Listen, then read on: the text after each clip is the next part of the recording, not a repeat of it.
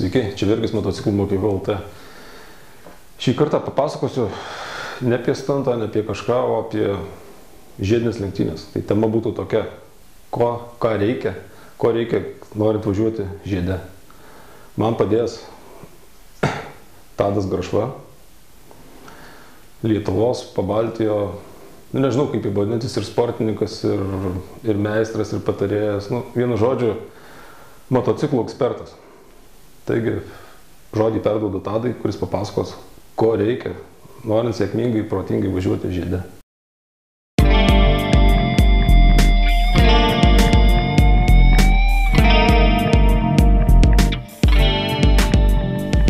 Sveiki.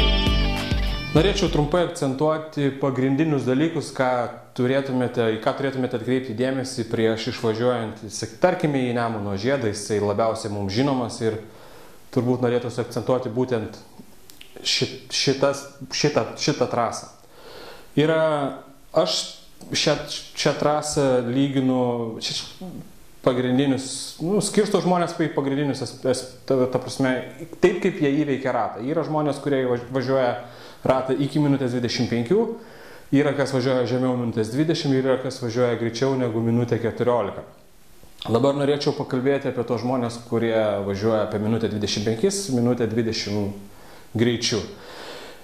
Važiuojant iki minutės 25 jums tikrai dar nėra labai būtinas vairo demperis. Šiuo atveju šitame Honda CBR jis yra gamyklinis elektrinis, jo pilnai pakanka.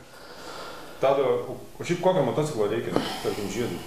Žiūrint, ta prasme, kokie jūsų tikslai. Jeigu jūs siekiate aukštų sportinių rezultatų, tai aišku, jums reikia paskutinių dienų, paskutinių gamintojų geriausių motociklų.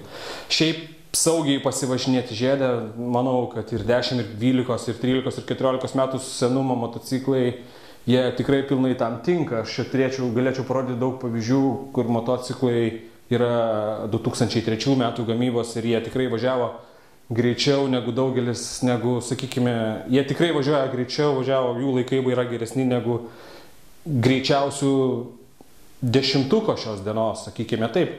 Manau, kad motociklas visų pirma turi būti saugus jums, patogus valdyme, jisai turi turėti stabdžius ir žinoma amortizaciją. Daug kas pradeda motociklo pasirinkimo darbus nuo to, kad jie nuima plastikus, užsideda sportinius, susideda duslintuvą ir jiems atrodo jau tada, kad tas motociklas yra kaip ir paruoštas, jisai pakankamai garsiai važiuoja, bet ar saugiai tai yra kitas klausimas.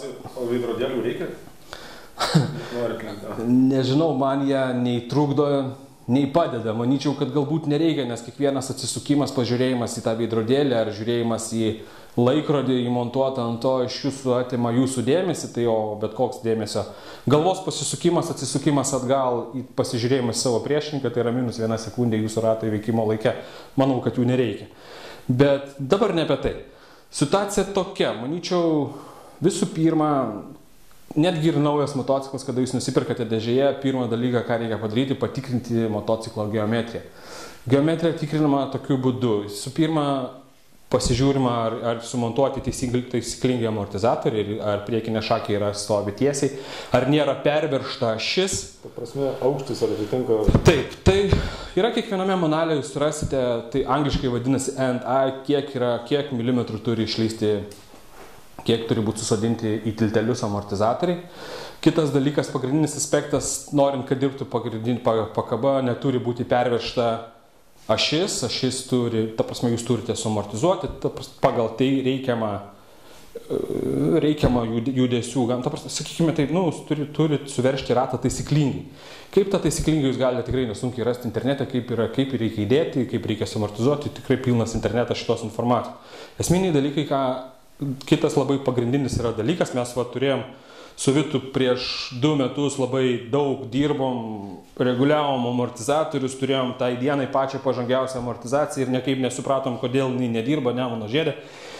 Daug diskutavom, tikrai aš pats asmeniškai ardžiau 2 kartus gal tą motociklą ir kol netyčia, visiškai ne dėl tos priežasties radau, kad BMW išleisdamas iš gamyklos motociklą nesureguliavo tinkamai galinės švytuoklės ir mes ten radom 3 mm paklaidą. Tai remiantis tą patirtimi, šiai dienai visą laiką akcentuoju, kad būtent reikia išsimti galinį ratą, išsimti amortizatorių, pasitikrinti trišakį, pasitikrinti visus golius, pasižiūrėti, ar nėra laisvumo iš galinės švytuoklės, iš amortizatorius.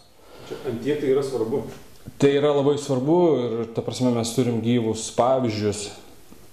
Dar irgi atėjęs dalykas iš patirties, aš pats esu pats sportavęs, nesupratęs, kodėl man nedirbo padanga, dėl ko motociklas nevažiavo, negulė reikiamai tiksliai į posūkį. Žiūrėdavau šitas, kur kiekviename motociklė yra žymės, pagal tą žymę statydavome ratą, ašies pastatymą. Vėlgi ta pati gamyklinė klaida, ar lėjinio brokas, ar dar kažkas, tai buvo ne vienoje linijoje, net tiksliai viena ir kita pusė buvo sužymėtos žymės. Ir ratų šuniuką aš vis laik automatiškai statydavau kreivai. Tai esmė tame reikia visų pirma įsistatyti galinį ratą, kad ratas stovėtų tiesiai, geometriškai priekinis ir galinis ratas atitiktų geometriją. Tas daroma labai paprastai. Imamas atstumas nuo galinės ašies, šito centro ir šito... Galinės akės įstatymo ašies? Nuo galinės ašies iki šičio. Ir matuojam tiek vieną, tiek kitą pusę, pasistatot savo ratą tiesiai, jeigu jūsų šitie brūkšneliai atitinka, viskas tvarkoja. Reiškia, jūs galite ir toliau ateityje pasitikėti, bet šitą matmenį jūs turite būtinai pasimti. Tikrai gamintojai klysta, ypatingai kai dabar realiai pusė gamintojai, ta prasme, motociklų gamina Taivane ar dar kažkur, tai jeigu kalbam apie Kawasaki, tai tik tai jie likę supersporto klasės motociklai, jie dar yra gaminami tose normaliuose senose gamyklose. Daug kas yra iškelta. Manyčiau, kad dėl viso, ta prasme, būtina tos dalykus pasitikrinti. O kaip dabar pasitikrinti, tarkim, čia bus matavimas galinio rato ašies su rėmu, galima sakyti, santykis. O jeigu galinio rato padėtį su priekinio rato padėtim? Tai, sakykime, aš asmeniškai turiu, jeigu gali parodyti, aš turiu asmeniškai naudojusi tokių įrankių, kuris man padeda. Paprasčiausiai tik tai pagreitina. Tai aš šitą įrankį turiu tokiu būdu matuoju atstumą. Sakykime, pasimatuok ką galą, pažiūrėk, ar sutampa. Ir šiek tiek gal per... Šiaip įeina į tas kitą.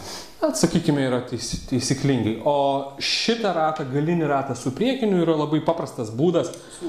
Jūs paimate siūlą, spaudžiate siūlą šičia. Kada jau, bet tai yra daroma tada, kada yra išstatom galinį ratą. Ne, tai yra labai svarbu. Tada vedate su siūlu, siūlas atsiremia į šitą kraštinę, atsiskaičiuojate panagos skirtumą, pasidedate kaladėlės ir tokiu būdu pasitikrinate geometriją. Čia internete yra, YouTube'ai mačiau šitų, kaip padaryti konkrečiai. Manau, kad taip. Tai va, tokie esminiai dalykai tam, kad išvažiuoti į trasą. Jeigu jūs važiuojate greičiau negu minutę 25, jums, manyčiau, jūsų saugumui yra būtinas demperis, nebūtinai sakau, kad būtent reikalingas tokios firmos ar dar kažkokius. Aplamai jums reikalingas vairo trukdžių slopintuvas, mes tautiškai vadinami demperių stabilizatorius. Daugelis gamintojų išleidžia motociklus originaliai su stabilizatoriais, jie stovi, sakykime, Kawasaki naudoja Öhlins firmos tos stabilizatorius, bet jie yra deforsuoti, jų adatėlė yra padaryta skylutė ir tas demperis veikia tik tai 70% galimybių. Jums automatiškai, ta prasme, reikėtų tą demperį perdirbti tam, kad jisai užsispaustų ir surakintų vairą tiek, kiek jums reikia. Ten kažką reikia pakeisti viduje. Pakeisti viduje, akcentuoju.